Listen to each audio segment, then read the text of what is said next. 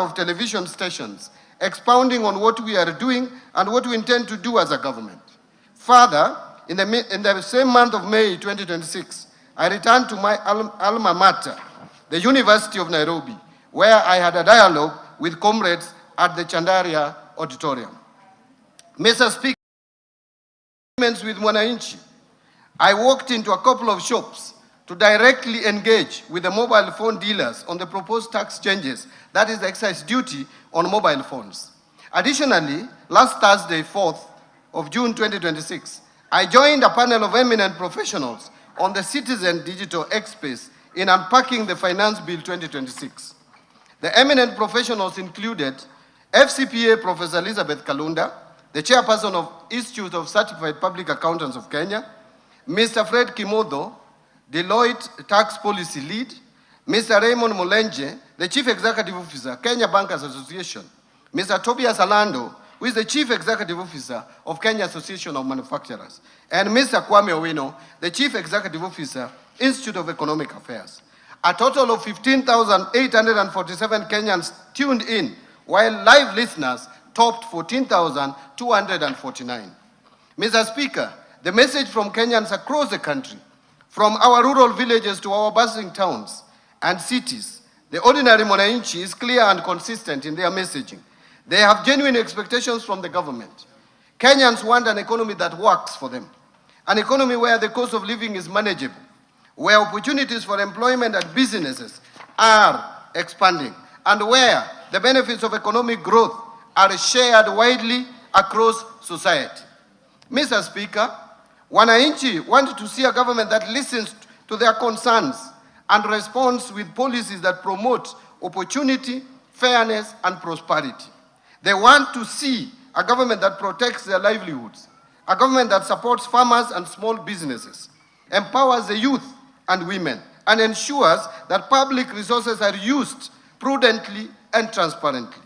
Above all, the people of Kenya want assurance that their hard-earned taxes will translate into tangible improvements in their daily lives. Mr. Speaker, the main feedback from all these engagements was that the government should reduce the overall cost of living by lowering the tax burden on essential commodities, tame wastage of public resources, and decisively deal with corruption. Mr. Speaker, among the concerns and anxieties raised by Kenyans is the fear of potential outbreaks of infectious diseases, including Ebola, given the reported cases in some countries within the region. And so, Mr. Speaker, I wish to underscore that while Kenya is currently free of any confirmed Ebola virus disease, the government has activated the National Ebola Incident Management System to coordinate surveillance and response. Already, enhanced screening is taking place at all the points of entry, especially the airports and border points. The government has, in the meantime, trained over 1,000 health workers and put together a reserve team of 241 experts in epidemiology, laboratory services, and emergency response who remain on standby for rapid deployment. The government has also designated isolation and treatment facilities across the country, including at Kenyatta National Hospital and the National Police Service Hospital. The Ministry of Health is working closely with regional and international partners, including the World Health Organization, Africa CDC, IGAD, and the East African Community on this matter. Mr. Speaker, these efforts are further supported by our development partners. Already, the government of the United States of America has committed approximately US dollars 13.5 million towards health security interventions, including disease surveillance and emergency preparedness. In addition, the World Bank has mobilized resources under the Regional Recovery and Resilience Operation program, which will support, among others, interventions in strengthening the health systems. Mr. Speaker, these resources, complemented by domestic budgetary allocations, will significantly enhance Kenyans' capability and capacity to prevent, detect, and respond to Ebola and other epidemic-prone diseases while safeguarding livelihoods and maintaining economic stability. Mr. Speaker and honorable members, this demonstrates that this government is listening and responding to the concerns of citizens. On other concerns Kenyans raised with me during the public engagements I highlighted above, I will be elaborating on intervention that the government is putting in place to cushion Kenyans and improve their livelihoods. Mr. Speaker, the budget for financial year 2026-2027 will prioritize various interventions under the bottom-up economic transformation agenda that promote private sector-led growth, expand employment opportunities, and enhance delivery of public services while preserving fiscal sustainability and building resilience against emerging economic challenges. Mr. Speaker, this budget is being presented at a time of heightened global uncertainty arising from the ongoing conflict in the Middle East. The conflict has disrupted global commodity markets and supply chains, weakened investor confidence, and tightened financial conditions.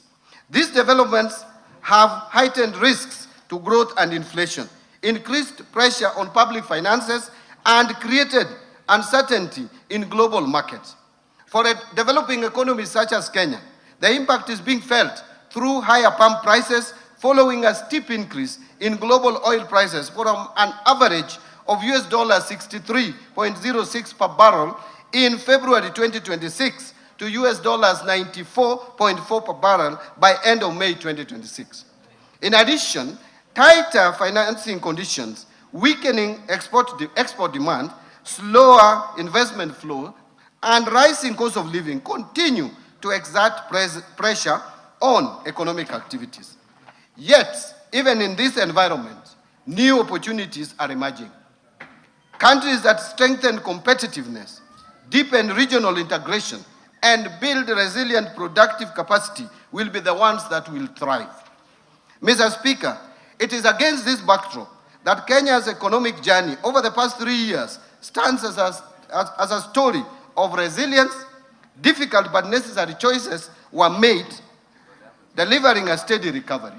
Faced with significant domestic and external pressures and shocks, the government took difficult but necessary decisions to restore macroeconomic stability, strengthen public finances, and lay a firm foundation for sustainable growth. Mr. Speaker and honorable members, the hard decisions are bearing fruits. Under the bottom-up economic transformation agenda, we have recorded clear gains. First, the Kenyan economy has remained resilient and registered an average rate of 5% in the period of 2022 to 2025, outperforming the average global growth rate of 3.4% and that of sub-Saharan Africa of 4.1%. Importantly, macroeconomic stability has been preserved. Confidence in our economy has actually strengthened, and the foundation for sustained growth are now firmly in place. Macroeconomic fundamentals such as inflation and exchange rate have strongly rebounded and are projected to remain stable. Interest rates have declined, supporting growth in private sector credit from the banking industry. We have also accumulated the highest levels of official foreign exchange reserves of US $13.2 billion, which is equivalent to 5.6 months of import cover by May 2026, providing adequate cover and a buffer against short-term domestic and external shocks. Mr. Speaker, let me mention some of the key achievements. Since the rollout of better or bottom-up economic transformation agenda, the agriculture sector has registered key gains that include the following: reduced fertilizer costs through government subsidy programs, increased marketed agricultural production, expanded food security interventions, and strengthened farmer support services targeting both smallholder and commercial farmers. Specifically, fertilizer disbursements under the fertilizer subsidy program have increased substantially to 21.3 million bags in 2025 from, listen to this, 1.4 million bags disbursed in 2022. While the cost of a 50-kilogram bag of fertilizer declined from 7,500 shillings per bag to 2,500 shillings per bag. As a result of this, farmers realized estimated savings of approximately 105 billion shillings over a 2-year period, enabling increased investment in production. Agricultural production has increased significantly between 2022 and 2025. For example, maize production almost doubling to 67 million bags in 2025 from 34 million bags in 2022. While maize imports have declined substantially to 3.3 million bags from 9.9 million bags over the same period, reflecting improved domestic efficiency. The increased production contributed to a decline of retail prices of a 2 kilogram packet of maize flour from an average of 250 shillings to an average of 165 shillings over the same period. Paddy rice production also increased significantly to 303,724 metric tons in 2025 from 192,299 metric tons in 2022. To support expanded cultivation, the area under rice production in public irrigation schemes increased from 48,324 acres to 71,624 acres. Potato production increased to 2.5 million tons in 2025 from 1.8 million tons in 2022. And milk production increased to 5.5 million liters in 2025 from 4.6 million liters. Let me repeat that. Production of milk has increased from 5.5 billion liters in 2025 from 4.6 billion liters in 2022. The increased production has improved food security, reduced dependence on food imports, and contributed to more stable food prices and higher farmer incomes. Mr. Speaker and honorable members, farmers across the other sector, various value chains, have enhanced production and benefited from higher earnings. Tea production has grown to 550.4 million kilograms in 2025 from 535 million kilograms in 2022, while tea export earnings rose significantly to Kenya shillings 187 billion from Kenya shillings 163 billion over the same period. To support rehabilitation of aging plantations and expansion of coffee acreage, the government distributed coffee seedlings progressively across the years, including 85,000 seedlings distributed in the financial year of 23-24, 809,000 seedlings in financial year 2024-2025, and 3,127,769 seedlings in financial year 2025-2026, and a further 2,242,769 coffee seedlings under the March to May 2026 long-range program. As a result of these interventions, the area under coffee has increased from 115,500 hectares in 2025 from 109,385 hectares in 2022.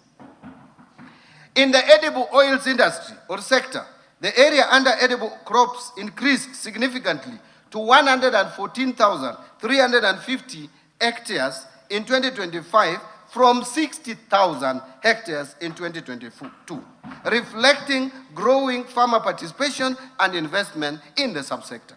Further, Mr. Speaker, interventions under the sugar sector has led to significant growth in both cane production and processing capacity, with the area under sugarcane cultivation increasing by 19.4% and national sugar production rising to 815,454 metric tons in 2024 from 472,773 metric tons in 2022.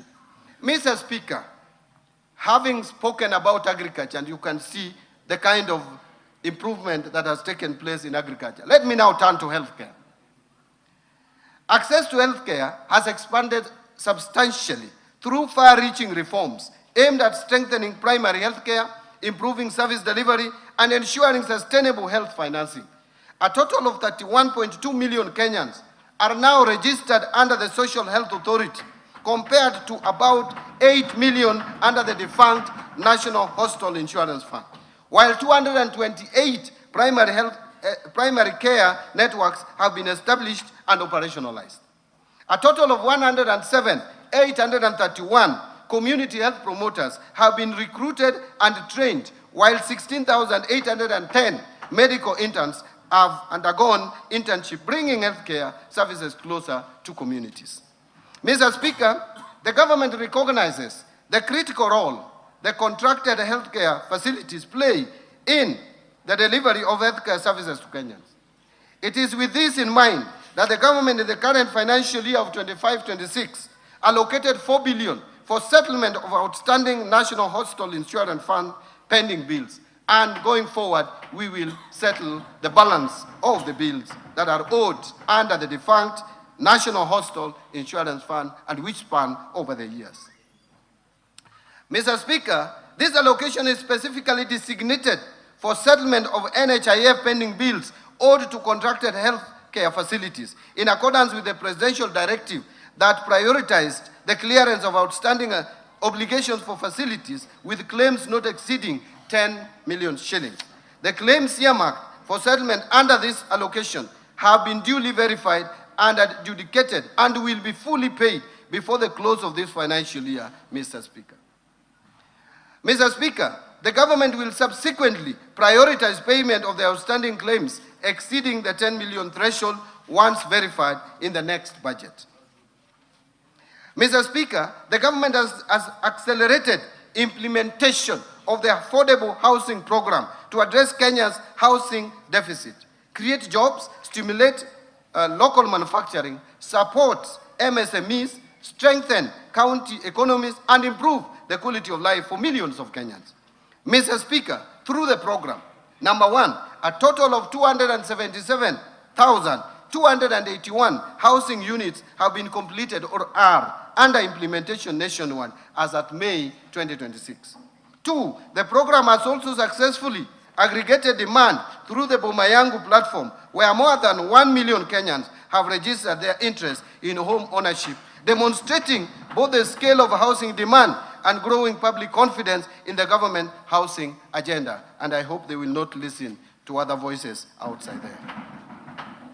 Number three, to improve living conditions for students and support the expansion of higher education, the government has packaged 177,686 students' beds for development across universities, while 22,512 institutional housing units are under construction for our disciplined forces, teachers, healthcare workers, and other public servants.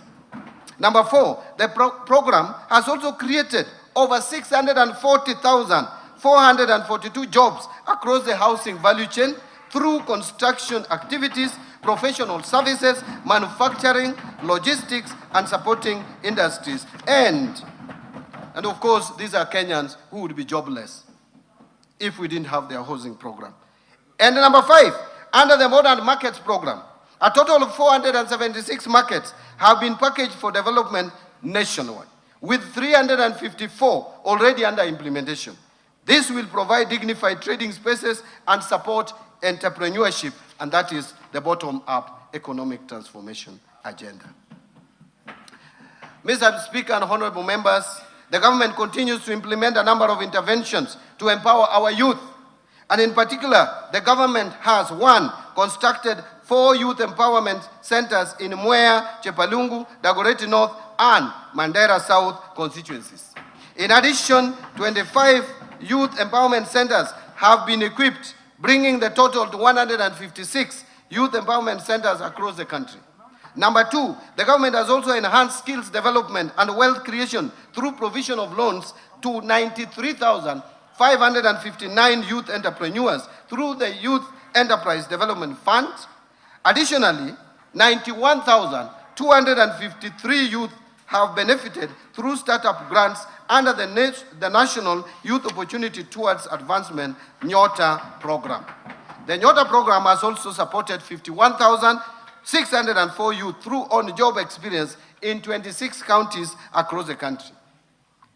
And number 3, government has also implemented Vijana Vuka na Afya project in Nairobi, Kisumu, and Mombasa, where 72,623 youths have benefited from subsidized sexual reproductive health services.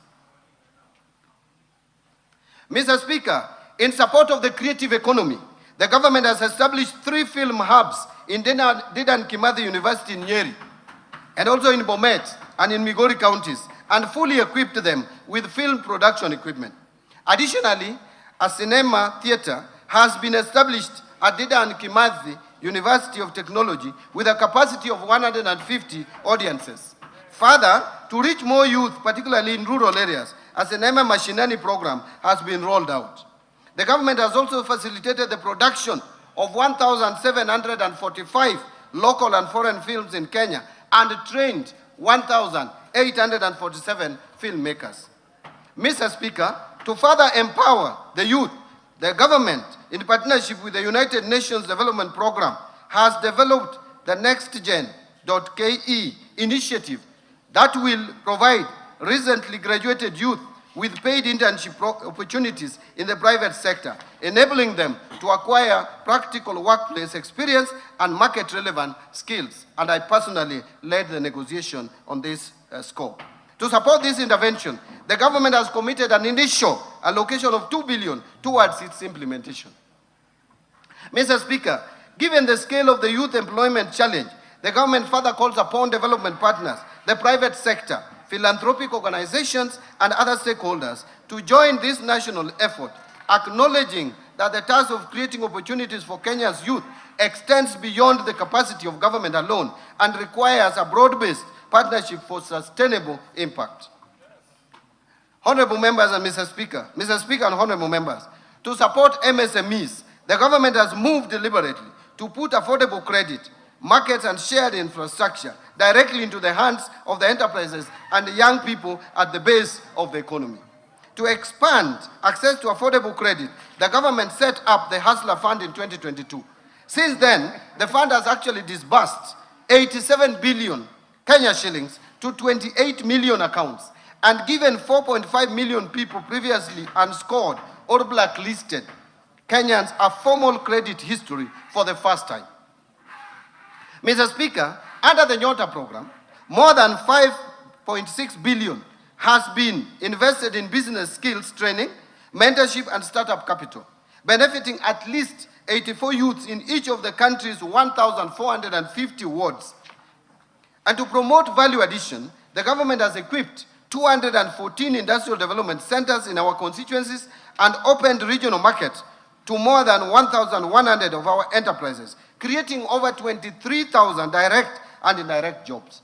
This is the bottom-up transformation at work, and in the coming year, we will scale it further. Mr. Speaker, the sustained investment by the government since 2022 has improved infrastructure development, thereby enhancing connectivity, boosting manufacturing, facilitating trade, and enhancing access to markets and essential services. Key achievements in this sector include the following. 1, expansion of road network across the country, with over 2,669 kilometers of roads constructed and more than 132,000 kilometers maintained. Number 2, increased country's installed electricity generation capacity to 3,272 megawatts as at April 2026, with additional capacity expected from the 35 megawatts Globek power plant. To improve energy security and reliability, the government has modernized substations, strengthened the national grid, reduced system losses, and enhanced regional power interconnections. As a result, 73.45 kilometers of transmission lines and associated substations were constructed, while 200 kilometers of transmission lines were energized, including the Lesos, Kabarnet, Kitui Wote, and Sondu Homa Bay lines. In addition, 330 kilometers of distribution lines and 7 associated substations were also completed. Mr. Speaker, during the same period, access to electricity expanded significantly, with the number of customers connected rising from 8.9 million to over 10.2 million Kenyans. And number 3, industrialization is currently gaining momentum, with 10 county aggregation and industrial parks constructed over the last 3 years to support value addition and create employment opportunities across the counties. Mr. Speaker, we have also invested heavily in critical social sectors and supported the vulnerable in the society. And as a result, a social protection program have been strengthened, with 1.2 million vulnerable Kenyans currently supported under the Inua Jamii program, helping to improve household resilience and protect the most vulnerable members of our society. And access to education and skill development has expanded through the implementation of far-reaching reforms across the education sector, including successful implementation of the competency-based curriculum. Number 2, rollout of the student-centered funding model, through which nearly 500,000 university and TVET students have benefited from scholarships and loans based on need and merit. Number 3, recruitment of 100,000 teachers to strengthen teaching capacity and improve learner outcomes, a record in the history of any government in this country. Number 4, timely and consistent release, and I want to repeat, timely and consistent release of capitation funds to support learning in basic institutions. Number 5, construction of over 23,000 classrooms and commencement of 1,600 laboratories in partnership with the National Government Constituency Development Fund, which continues to do a good job and deliver services to this country. Revitalization of technical and vocational education and training, with enrollment increasing from 562,499 trainees in 2022 to currently 825,484 trainees in 2025. Mr. Speaker, access to clean and safe water has improved, with an additional 6 million Kenyans gaining access to water services through investment in key projects, thus enhancing public health and supporting economic activity. This comes as no surprise, considering that Kenya is a leader in designing innovative, paradigm-shifting, locally led climate action. Take the FLOCA program, for example. It has broken the barrier in financing locally prioritized and locally led resilience investments in 1,380 wards across 45 counties, benefiting more than 2.5 million beneficiaries. Mr. Speaker, key among the FLOCA gold standard investments are the 58-kilometer rehabilitation of the Colonial Yatta Canal in Machakos County, a reverse osmosis water treatment facility in Makueni, and the Kolanya water project in Busia County. As a matter of fact, Kenya is the leading beneficiary of the Green Climate Fund, with a total of 37 projects approved and with a portfolio of more than $1 billion, a remarkable achievement that led Kenya's identification as the host of Green Climate Finance Africa Region Office. Mr. Speaker, the government has made strides in the blue economy. Gains made under it includes fish landing sites. 5 coastal counties have modern landing sites under development. Mwape in Kwale, Kenya shillings 255 million. Kidongo in Mombasa, 175 million shillings. Kilifi Central, 275 million. Kipini in Tana River, 151 million. Mokowe in Lamu, 239 million. Each of the sites includes ice and cold storage facilities, boat docking areas, processing points, ablution blocks, market stalls, and waste management system, supporting fish preservation, trade, and employment. These projects are scheduled for completion by June 2026. Also included in these gains is the lake site. There are 4 fish landing sites, 9 sites along Lake Victoria, including Asat, Ogal, Bumbe, Wichlum, Asembo Bay, Wakula, Mainuga, Nyandiwa, and Gorkachola at 1.49 billion by end of June 2026. Along Lake Turkana is also the Kalokol Fish Landing Site, 182 million. Contractor on site includes docking facilities, cold storage and ice plants, fish processing areas, and market support infrastructure. There is also Lower Engak Fish Market, 185 million. Contractor on site features cold storage, hygienic market stalls, and processing facilities to support fishers and traders. This is the inclusion that we need in this country. Mr. Speaker, the arid and semi-arid lands in the northern Kenya region has historically been marginalized. And to drive inclusion and transform the region, the government is implementing various interventions targeting infrastructure development and social inclusion program. These include construction of a 750-kilometer northern Kenya gateway corridor that connects 3 expansive counties of Isiolo, Wajir, and Mandera to boost regional connectivity and trade. Under this, there are various ongoing roads that government is implementing with the support of development partners. Mr. Speaker, the government is also implementing various water interventions in the region through drilling and equipping of boreholes, construction of dams and water plants, and expansion of bulk water supply systems.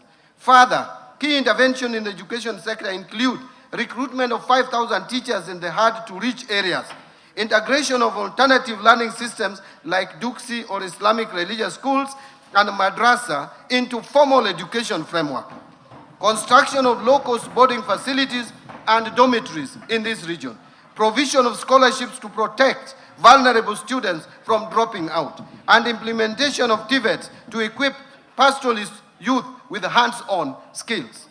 Finally, Mr. Speaker, devolution has been strengthened through the consistent and timely disbursement of resources to county governments, ensuring continuity in service delivery and implementation of county development programs.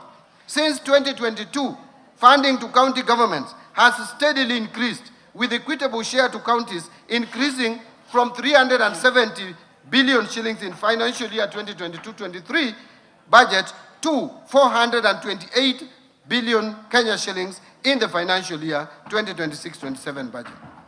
Total county allocations that include shareable revenue and additional allocations from the national government allocations, as well as donor proceeds, has therefore increased from 392 billion to 502 billion over the same period. This reflects government's unwavering commitment to safeguarding and strengthening devolution as a key pillar of inclusive national development. Mr. Speaker, while we take pride in these achievements, we cannot afford complacency. Global uncertainty persists, high cost of living continues to affect many households, youth unemployment persists, and climate-related shocks continue to affect livelihoods and production. Mr. Speaker, our task is therefore clear: to solve the many problems facing Kenyans by sustaining targeted interventions and better in order to accelerate job creation for our youth, grow investment and trade, and deepen economic resilience. Accordingly, Mr. Speaker, we chose the theme of the financial year 2026-27 budget as sustaining the bottom-up economic transformation agenda for resilient and inclusive growth amid global uncertainty. This theme aligns with the current challenges and priorities of the government. And Mr. Speaker, as we move forward in implementing the government's transformation agenda, we remain mindful of all the concerns raised by Kenyans on the prevailing fiscal environment and the need for continued prudence in the management of public resources. The current fiscal position that is characterized by narrowing fiscal space calls for careful prioritization and disciplined execution of government programs. Mr. Speaker, let me speak plainly about the fiscal reality we face. Kenya's infrastructure financing deficit stands at approximately $5 billion every year. That's about 650 billion Kenya shillings. Our development budget, while growing, cannot close that gap alone. The era of financing every road, every power line, and every dam through government borrowing and taxation is over. Not because we lack ambitions, but because we have learned from the consequences of that model. Debt finance infrastructure has left us with more debt service obligations that crowd out the very spending our people need most on health, education, and social protection. So, Mr. Speaker, we are going to build better. We are shifting from a model where government borrows to build to enhanced use of the public-private partnership and the recently established National Infrastructure Fund in funding priority infrastructure through private sector finances. That is the foundation on which this government's infrastructure program rests. Mr. Speaker, the Rironi-Nakuru-Mau Summit Expressway stands as proof. Construction of the expressway is now underway, and Kenyans will be driving on a modern 4 to 6 lane expressway once completed. Thank you. What makes this project truly historic is not the speed of delivery, it is how it was financed. Through the participation of the National Social Security Fund, both as a debt and equity investor, alongside international investors, a major national highway is being built with Kenyan capital by Kenyan workers and for the Kenyan people. Mr. Speaker, beyond the Rironi-Nakuru-Mau Summit project, the government will continue executing an ambitious infrastructure development plan through the National Infrastructure Fund. The fund will leverage on resources from privatization proceeds from mature national assets to attract private capital, domestic pension funds, and climate finance. Mr. Speaker, the rest of my statement now will present the economic context underpinning this budget, followed by the policy priorities, fiscal framework, expenditure proposals, and taxation measures for the financial year 2026-2027. I now turn to economic policy context, and I want to speak about the global context. Mr. Speaker, this budget, as I said earlier, has been prepared amidst heightened uncertainties associated with ongoing conflict in the Middle East. The conflict has disrupted critical energy infrastructure and major shipping routes, including the Strait of Hormuz, thereby exerting upward pressure on prices of energy and food. Mr. Speaker, against this backdrop, global growth is therefore projected to slow down to 3.1% in 2026 and 3.2% in 2027, from the average of 3.4% in both 2024 and 2025. Domestic economy. Back home, Mr. Speaker, notwithstanding the challenging global environment, the Kenyan economy has remained largely resilient, and the economy grew at an average of 5% in the period 2022 to 2025, outperforming the average global growth of 3.4% and that of sub-Saharan Africa of 4.1%. This performance reflects sound macroeconomic policy management, particularly prudent monetary and sound fiscal policies, sustained structural reforms, and the increasing diversification of the economy, which has enhanced its capacity to withstand severe shocks. Mr. Speaker, in 2025, the economy grew by 4.6% compared to a growth rate of 4.7% in 2024. This growth was supported by positive growth in all the sectors. All the sectors of the economy at least registered positive growth. The outlook for 2026 has been revised downwards, however, to 5% from the earlier projection of 5.3%, reflecting the adverse impact of the ongoing conflict in the Middle East to domestic economic activities. The economy is projected to maintain the momentum in 2027 with a projected growth rate of 5.2%. So, Mr. Speaker, macroeconomic indicators remain broadly stable through the emerging external pressures, though the emerging external pressures continue to impact domestic prices. And in particular, overall inflation increased to 6.7% in May 2026 from 5.6% in April, and from 3.8% in May 2025, due to higher energy prices arising from the elevated global oil prices, but remained within the target range of plus or minus 2.5% over and above 5%. Inflation is expected to remain within the target range in the near term, assuming a de-escalation of the conflict in the Middle East, and supported by appropriate monetary policy actions and government interventions. Expected stability in food prices due to favorable weather conditions and the stability in the exchange rate.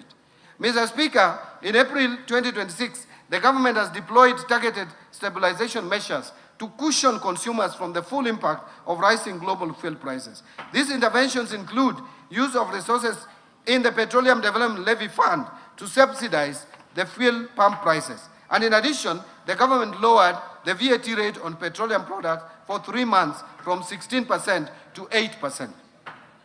Mr. Speaker, monetary conditions have eased considerably. This follows reduction in the central bank rate from 11.25% in December 2024 to the current rate of 8.7%, and I'm happy the CBK maintained the same rate for the time being. As a result, interest rates have declined over the same period. The 91-day Treasury bill rate declined about 8.3% in May 2026 from 10.3% in December 2024. Similarly, average commercial banks lending rates declined to 14.5% in May 2026 from 16.9% in May 2025 and 17.2% in November 2024. Reflecting the decline in the lending rates, credit to the private sector expanded by 9.3% in the year to May 2026 from 2% in the year to May 2025 and a contraction of 1.4% in December 2024. The external sector remains resilient despite emerging risks. The current account deficit is projected at 3% of GDP in 2026 compared to 2.1% of GDP in 2025, reflecting the higher international oil prices, lower receipts from services, slower growth in remittance inflows, and reduced exports. This is due to the adverse impact of the ongoing conflict in the Middle East. At the same time, official foreign exchange reserves remains adequate, as I mentioned, at USD 13 billion in May 2026, equivalent to 5.6 months of import cover, and continues to provide adequate cover and a buffer against short-term domestic and external shocks. The exchange rate has also remained broadly stable, averaging 129.4 shillings per US dollar in May 2026. And activities in Nairobi Securities Exchange have improved over the past 1 year. The Nairobi Securities Exchange 20-share index rose by 59.9% to 3,491 points in May 2026, up from 2,183 points in May 2025, while market capitalization expanded by 61.6% to 3,412 billion from Kenya shillings 2.11 billion over the same period, trillion over the same period.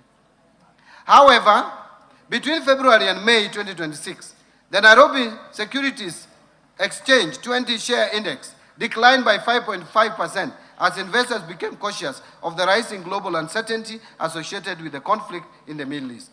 Mr. Speaker, the fiscal policy stance for financial year 2026-27 and the medium term is anchored on a fiscal consolidation strategy that advances the priorities of the bottom-up economic transformation agenda while safeguarding debt sustainability and provision of essential public services. The strategy will be supported by continuous domestic revenue mobilization and expenditure rationalization through targeted tax and expenditure reforms. As a result, the fiscal deficit, including grants, is projected to decline gradually from 5.5% of GDP in the financial year 26-27 to 3.3% of GDP in financial year 28-29. Risks remain though. Domestically, climate-related shocks could disrupt agricultural production and infrastructure, while externally, geopolitical tensions, commodity price volatility, weaker global growth, and tighter financial conditions continue to adversely affect inflation, exports, and capital flows. The government will continue to monitor evolution of these risks closely and deploy timely policy intervention to safeguard stability, strengthen resilience, and sustain inclusive economic growth. Mr. Speaker, I will now turn to the policy priorities and strategic interventions that will underpin the budget for financial year 2026-2027. Policy priorities and structural reforms. It will be anchored on bottom-up economic transformation agenda. Mr. Speaker, the economic context I have outlined is a clear reminder that we are operating in a period that demands resolve, discipline, and decisive actions. The convergence of global shocks and domestic pressures calls not only for incremental adjustments, but for bold and well-coordinated policy responses. In this regard, the government has taken and will continue to take firm and where necessary, decisive actions to consolidate recent gains, safeguard macroeconomic stability, protect livelihoods, and strengthen economic transformation. Mr. Speaker, our focus is not only on navigating the immediate challenges, but also on accelerating structural transformation, creating jobs at scale, and ensuring that the benefits of growth are broadly shared among all Kenyans. Mr. Speaker, these interventions are being implemented within a coherent and forward-looking framework anchored on the bottom-up economic transformation agenda. Better remains the government's principal vehicle for translating policy into tangible outcome, and at the household level by aligning investments, reforms, and institutions around the goal of inclusive growth and shared prosperity. Through the bottom-up economic transformation agenda, 5 core priority pillars, the government is scaling targeted interventions that address binding constraints to productivity, expand economic opportunities, and strengthen resilience across sectors. These priority pillars are deliberately structured to reinforce one another, ensuring that progress in one area catalyzes gains across the broader economy. Mr. Speaker, the government also continues to implement complementary cross-cutting policy interventions to sustain economic resilience, accelerate inclusive growth, and improve business environment.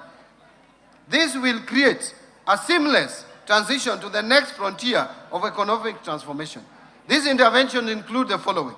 1, strengthening fiscal and monetary policy coordination to safeguard economic stability and reinforce investor confidence. 2, enhancing fiscal sustainability by expanding domestic revenue mobilization and improving efficiency of public expenditure. 3, modernization of strategic infrastructure in transport and logistics, energy, and water sector to improve productivity, connect markets, lower the cost of doing business, and enhance competitiveness.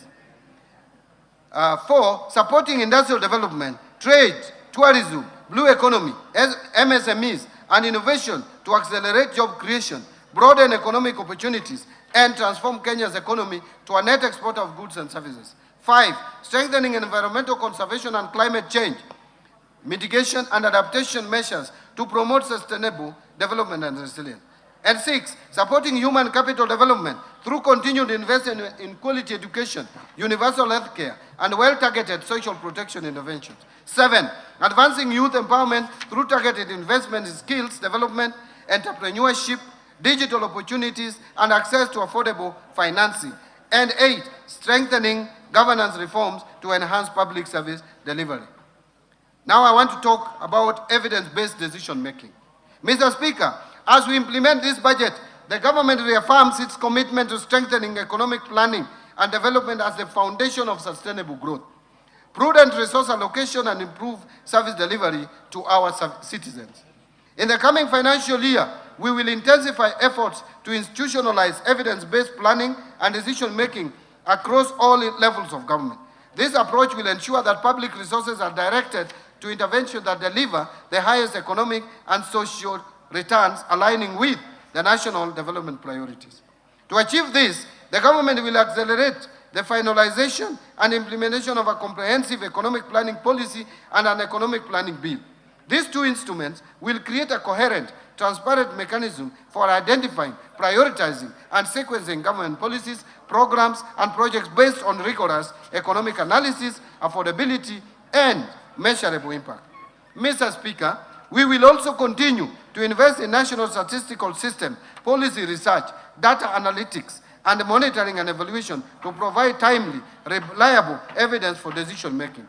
Integrated planning and data management system will be rolled out to improve coordination among ministries, departments, agencies, and even county governments.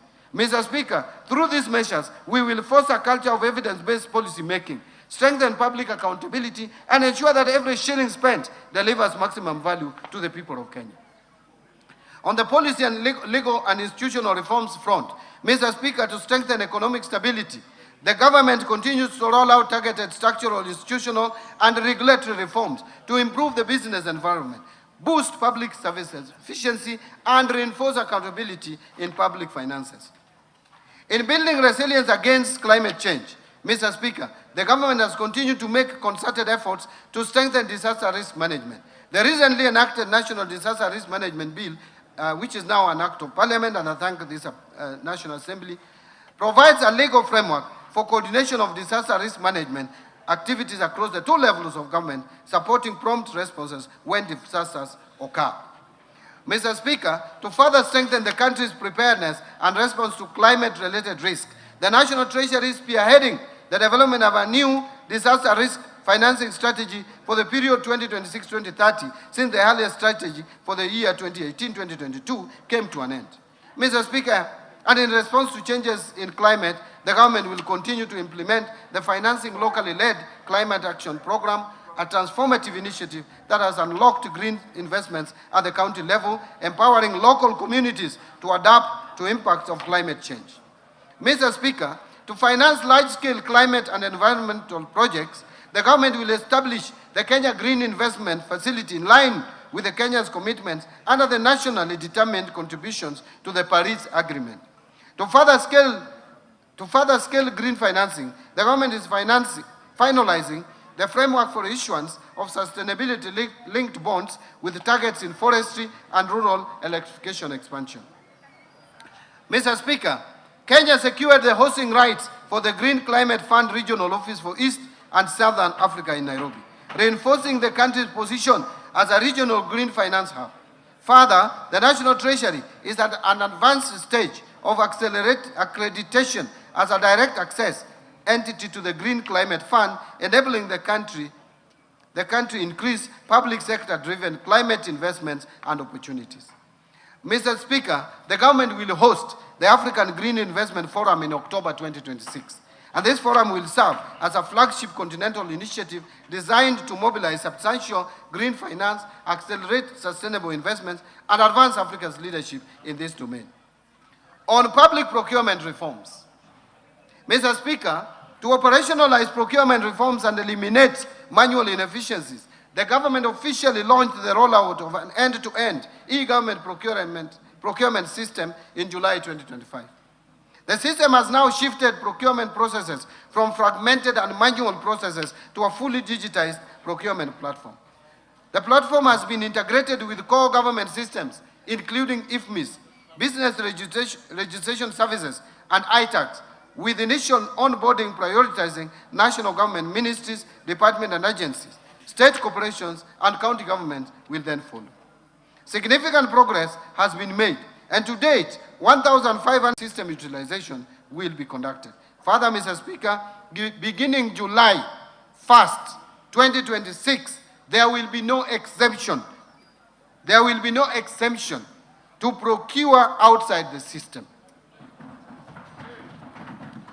Together, these measures will ensure that every shilling allocated through this budget delivers maximum value to Kenyans. Mr. Speaker, during the implementation of the EGP system, we have experienced challenges which have hindered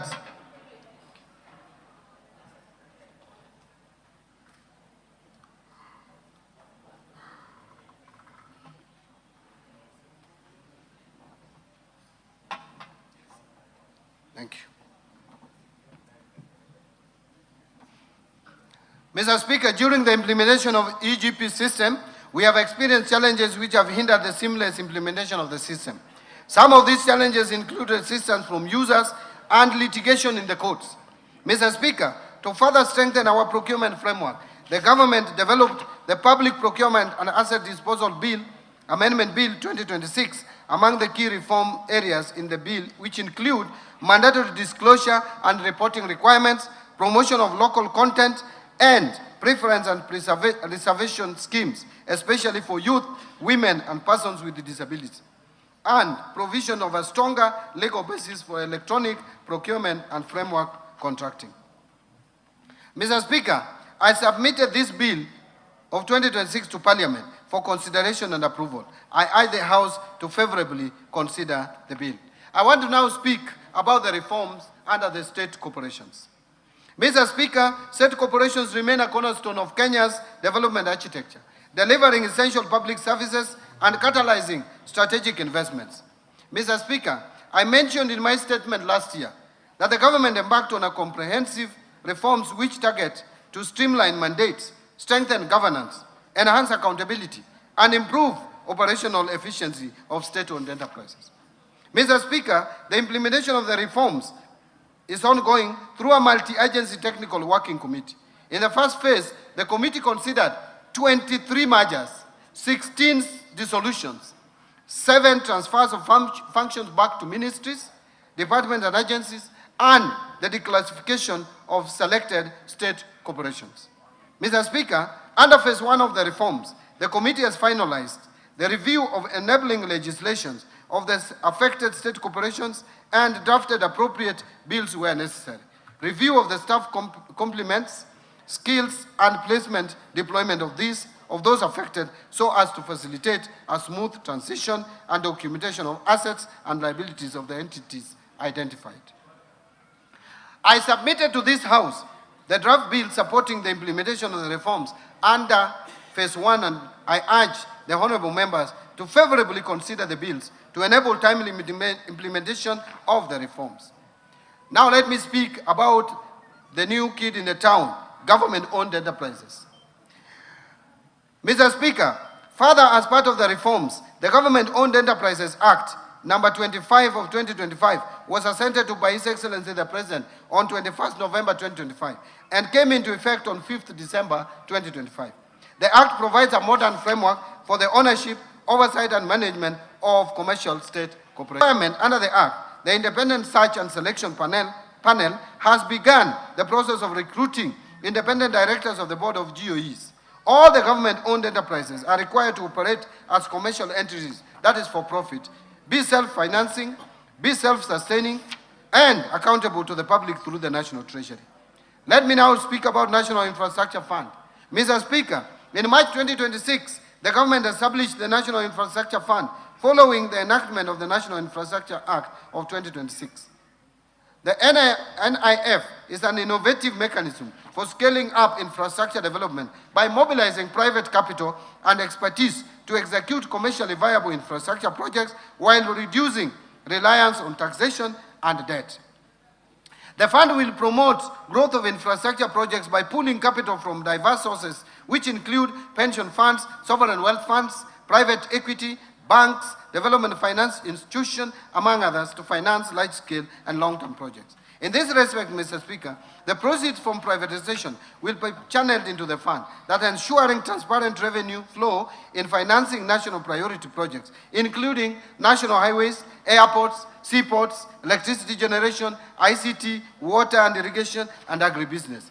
As a start, the proceeds from the March 2026 IPO of Kenya Pipeline Company of 106 billion Kenya shillings, as well as the expected 204 billion Kenya shillings from the partial divestiture of the government's stake in Safaricom to Vodacom, will form the seed capital to the fund.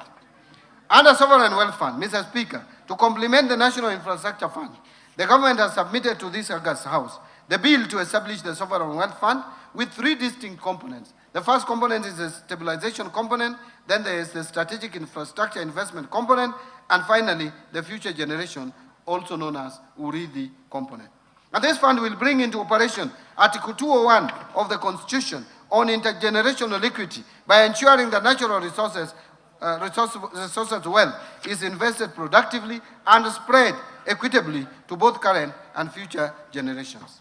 Let me now talk about speak to sugar reforms, or the reforms in the sugar sector. Mr. Speaker, the government has also taken practical steps to deliver its promise to modernize the sugar mills and transform these once struggling factories into productive, sustainable enterprises. The sugar sector reform program has been significantly progressed following the implementation of the government leasing framework for state-owned sugar companies.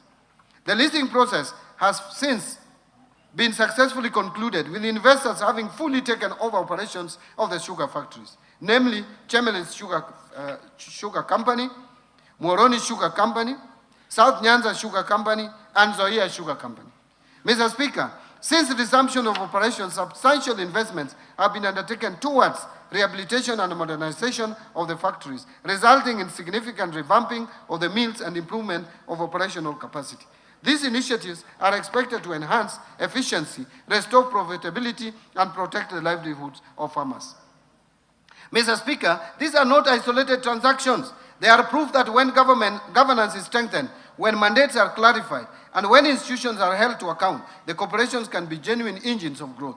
The government will press forward, deepening these reforms and ensuring that every public enterprise earns its place through performance, transparency, and value created. Now let me speak to national assets and inventory management. Mr. Speaker, to strengthen national assets management, the National Treasury has operationalized the assets and inventory management modules in our IFMIS, providing real-time visibility of public assets across all levels of government. An analysis of the asset registers shows that ministries, departments, and agencies collectively hold assets valued at approximately 4.9 trillion Kenya shillings, underscoring the importance of robust asset management. To strengthen transparency and support the transition to accrual accounting, the National Treasury has developed a government asset valuation policy framework and a public assets tagging framework. Mr. Speaker, to unlock greater value from these assets without placing additional pressure on public finances, the National Treasury is developing an asset optimization framework and a leasing framework to attract private capital and expertise while supporting infrastructure development and improved service delivery. Now let me speak to digital e-signatures in government. Mr. Speaker, in line with the digital transformation agenda, the government has also embarked on reforms to modernize and harmonize the legal and regulatory framework governing secure digital identities, electronic signatures, electronic seals, and time-stamping services. Excuse me. Mr. Speaker, to make this a reality, I will in the next financial year submit to this House necessary amendments to the Public Finance Management Act and Kenya Information and Communications Act, as well as the attendant regulations. This will make use of electronic signatures, electronic seals, and time-stamping services a reality in government, thereby creating efficiency in service delivery. Mr. Speaker, let me speak to something that has been troubling, the pending bills. Mr. Speaker, as I informed this House in my statement last year, the pending bills verification committee was established in November 2023 to review and validate outstanding claims and provide a credible basis for settlement. The committee has since concluded its work and analyzed a total of 91,911 pending bill claims, valued at over 637 billion shillings. Following this verification exercise, 29,885 claims, amounting to 235.6 billion, have been recommended for settlement. Of this amount, Kenya shillings 80.3 billion has already been settled through securitization in the road sector, leaving a verified outstanding balance of 155.3 billion Kenya shillings for other sectors. Mr. Speaker, to settle the verified outstanding balance of 155.3 billion Kenya shillings, the National Treasury has proposed a balanced and sustainable settlement strategy, which includes a combination of direct budgetary allocations and securitization. The proposal is to settle the verified outstanding balance of 155.3 billion over 2 years, starting with the financial year 2026-2027. Mr. Speaker, in the financial year 2026-27, the National Treasury is proposing a budgetary provision of 68 billion to settle the verified pending bills to suppliers and contractors owed by the government for amounts of up to 100 million shillings. This provision will also partly settle suppliers or contractors whose pending bills exceed 100 million shillings, ensuring that no supplier is excluded. With the settlement of this 68 billion worth of claims, the government will have settled 99% of the verified outstanding pending bills, representing 63% of the total value, a tremendous progress. Now, in terms of numbers, this will be 99 of the bills. But the remaining 88 billion worth of claims will be addressed through other budgetary provisions and instruments. Mr. Speaker, the deliberate policy of settling pending bills of up to 100 million Kenya shillings, while individually smaller in value, accounts for the majority of suppliers and have the highest multiplier effect on economic activity. This is to ensure that the micro, small, and medium enterprises are not starved of the essential working capital, which is critical to the sustainability of their businesses. Financial sector reforms. Mr. Speaker, Kenya's financial sector remains strong and continues to support households, businesses, savings, and investment across the country. Mr. Speaker, today, the banking sector remains strong, very stable and profitable, supported by adequate capital and liquidity buffers. In the year to March 2026, total banking sector assets grew by 13.8% from 7.7 trillion to 8.7 trillion, and profitability increased by 13.6% from 73 billion Kenya shilling to 83.5 billion. Mr. Speaker, to strengthen the banking sector's resilience, deepen competition, and improve access to credit for households and businesses, the government is implementing the following reforms. 1. Progressive increase in minimum core capital requirements for commercial banks from 1 billion to 10 billion by December 2029. 2. Lifted the moratorium on licensing of new commercial banks effective 1st July 2025. 3. Implementation of the revised risk-based credit pricing model anchored on the Kenya shilling overnight interbank average to enhance transparency and fairness in loan pricing and strengthen monetary policy transmission. And number 4, implementation of the banking penalties regulations 2025 to strengthen enforcement, governance, accountability, and compliance in the banking sector. Mr. Speaker, to strengthen banking sector's resilience and stability, the Business Laws Amendment Act of 2024 requires commercial banks to progressively raise the minimum core capital from 1 billion to 10 billion Kenya shillings by 2029 through targeted milestones. Mr. Speaker, while the government firmly upholds the strategic necessity of raising the minimum core capital, it is prudent that this transition be managed in a manner that is least disruptive to credit access and financial services delivery, particularly to the micro, small, and medium enterprise segment and other niche markets currently served by the banking industry.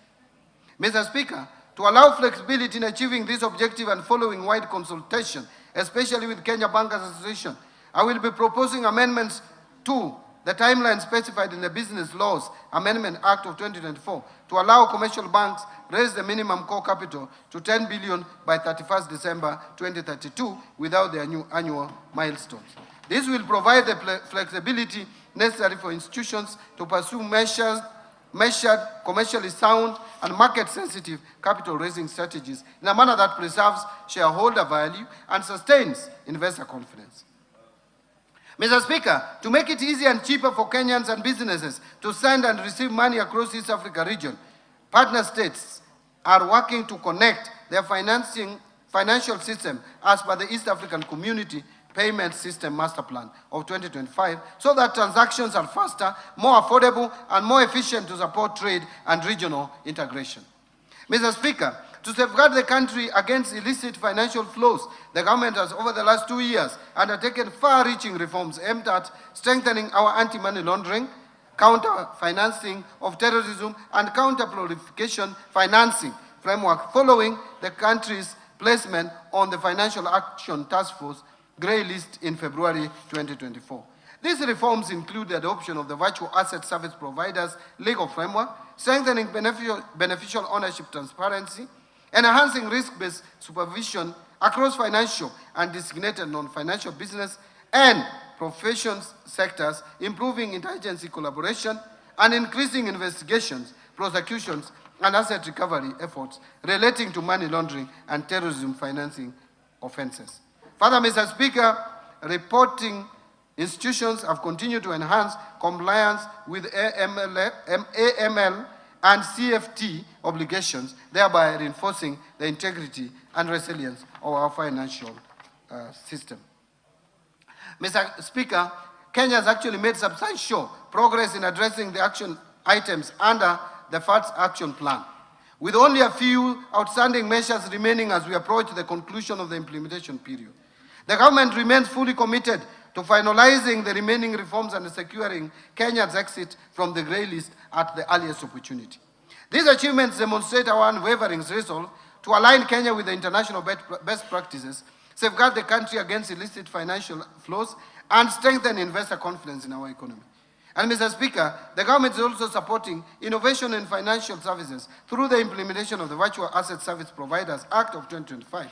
And in this regard, we have developed regulations to govern virtual asset service providers. The regulations framework ensures that new technologies operate in a safe and regulated environment that protects users, strengthens financial stability, and encourages responsible innovation. Under capital markets, Mr. Speaker, I have the following to say. The government continues to implement measures to deepen and broaden capital markets in order to mobilize savings for productive long-term investment. These efforts have continued to yield results, with the Nairobi Securities Exchange recording exceptional performance in 2025. Mr. Speaker, the capital market supported the recent initial public offering by the Kenya Pipeline Company and its subsequent listing at the Nairobi Securities Exchange in March 2026. Further, the capital market supported recent issuances by various companies to raise capital. These include 44 billion Kenya shillings, Sharia-compliant leasing bond for infrastructure financing. The Safaricom's Kenya shillings 20 billion green bond to support 5G expansion. The East Africa Breweries PLC Kenya shillings 16.8 billion medium-term note program, and the Kenya shillings 3.4 billion by Spearhead Africa Infrastructure Fund to support long-term infrastructure financing across the region. Mr. Speaker, innovation in market access has advanced significantly with the launch of ZD trading application integrated into the M-Pesa platform. And this groundbreaking platform enables Kenyans to conveniently buy and sell securities through their mobile phones, marking a major milestone in financial inclusion and retail investor participation. Mr. Speaker, Kenya is emerging as a key player in the carbon credit space, leveraging its rich natural resources and a strong base in renewable energy to participate in global climate markets. To actualize formal trading of carbon credits, the government is preparing carbon credit regulations, and these regulations will allow the government and private sector players to benefit through trading of carbon credits generated in Kenya and the region. And Mr. Speaker, in my recent public engagements, coffee farmers raised concerns of continued exploitation by middlemen in the marketing and pricing of their coffee. Mr. Speaker, I want to assure Kenyans that through the reforms the government is implementing at the Nairobi Coffee Exchange, the exploitative middlemen have been eliminated, ensuring farmers retain a much larger share of the export price of their coffee. Farmers today are able to sell their coffee directly at the exchange, supported by their various brokerage firms, majority of whom are owned by the farmers through their cooperative societies. The Nairobi Coffee Exchange has also enabled price discovery, thereby improving earnings by the coffee farmers. And to further support prompt payment of coffee sold through Nairobi Coffee Exchange, the government introduced the direct settlement system that has reduced payment delays across the coffee value chain. Mr. Speaker, coffee's traceability is today a reality through the Nairobi Coffee Exchange trading platform and the